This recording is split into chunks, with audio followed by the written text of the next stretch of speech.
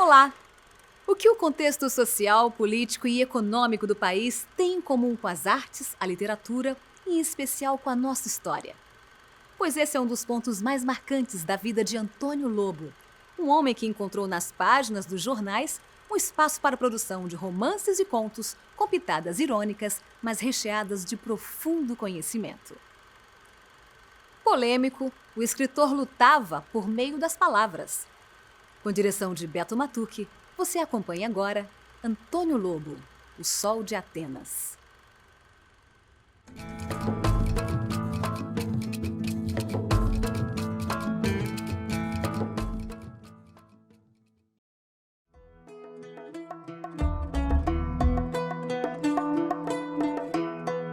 Uma série de fotografias produzidas pelo paraense Gaudêncio Cunha para uma grande exposição internacional no Rio de Janeiro em 1908 registra imagens que marcariam definitivamente São Luís.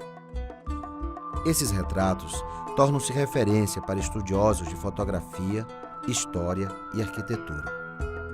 Nelas vemos a cara da cidade na primeira década do século XX, província em que todo mundo se conhece e que se desdobra geograficamente entre o Campo do Ourique, atual Praça Deodoro, e a Praia Grande. Essa exposição para a qual o álbum estava indo era uma exposição para apresentar um novo rio, um rio que foi preparado pelo prefeito Pereira Passos. O Rio era uma cidade também pequena, Pereira Passos fez o quê? Ele alargou o centro do rio, fez uma transferência de gente, construiu aquelas ruas largas. E essa exposição de 1908, a qual o álbum foi, era justamente para apresentar esse rio largo. E como é que São Luís poderia ir para essa exposição com ruas estreitas ainda do ciclo do algodão? Então o que é que Gaudêncio Cunha fez? Ele montou uma cidade, de certa forma, ele deixou as ruas estreitas em segundo plano, pegou esquinas com ruas largas, pegou as partes largas, pegou as praças, toda a área larga de São Luís. Ele montou, criou ângulos, que ele era perfeito nisso, ele tinha uma noção também de ponto de fuga muito boa. Então a São Luís da Belle Époque, ela existe no álbum de Gaudêncio Cunha. Ela não existe no tempo real, na realidade. Ele foi um mágico da fotografia, na verdade. Antônio Francisco Leal Lobo nasce em São Luís a 4 de julho de 1870 e morre na mesma cidade a 24 de julho de 1916. Jornalista, romancista, professor, tradutor e polemista compulsivo, é uma das figuras mais importantes de sua geração e o principal agitador de ideias de seu tempo. Fundador da Academia Maranhense de Letras, junto com outros 11 intelectuais, ali ocupa a cadeira número 14, patroneada por Nina Rodrigues. Devido à sua importância como líder dos novos atenienses, a sede da academia é conhecida como a Casa de Antônio Lobo.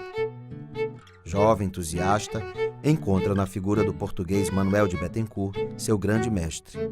Bettencourt é responsável pela formação dos principais homens de letras daquele período. Antônio Lobo dirige a Biblioteca Pública e o Liceu Maranhense.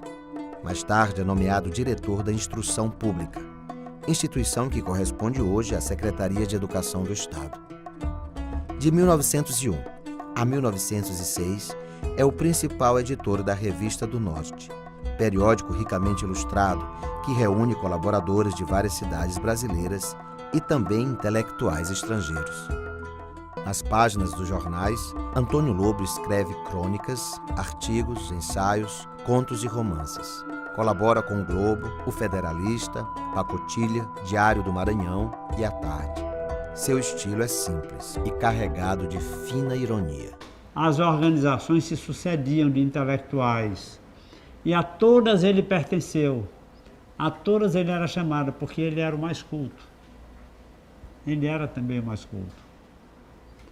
Antônio Lobo era a maior biblioteca particular de São Luís, era dele. Ele sempre foi irreverente, um autodidata, nunca se formou em nada, personalidade muito forte, jornalista acima de tudo. Para mim, ele é jornalista acima de qualquer suspeita. Depois é que vem o restante, depois é que vem, né? e jornalista polemista, né? A obra literária produzida por Antônio Lobo é menor do que seu talento e cultura.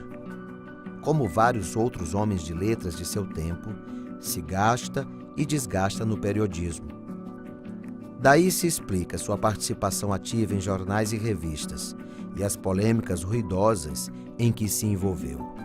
Entre os adversários de Pena estão quase todos os grandes intelectuais da época: Nascimento de Moraes, Manuel de Bettencourt, Barbosa de Godóis, Fran Pacheco, Inácio Xavier de Carvalho, entre outros.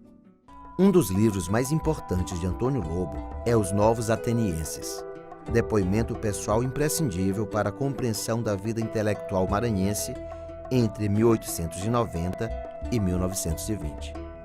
Suas páginas mostram um escritor estreitamente ligados aos fatos, narrando com riqueza de detalhes e razoável isenção de ânimo o nascimento de uma geração preocupada com seu destino cultural.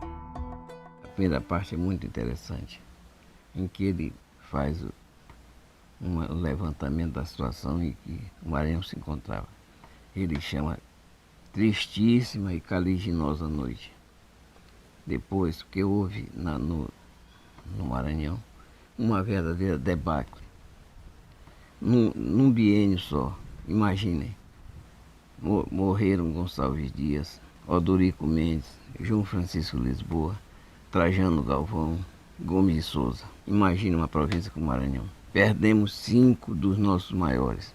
Foi como se caísse uma bomba e essa bomba deslocasse e produzisse um vácuo.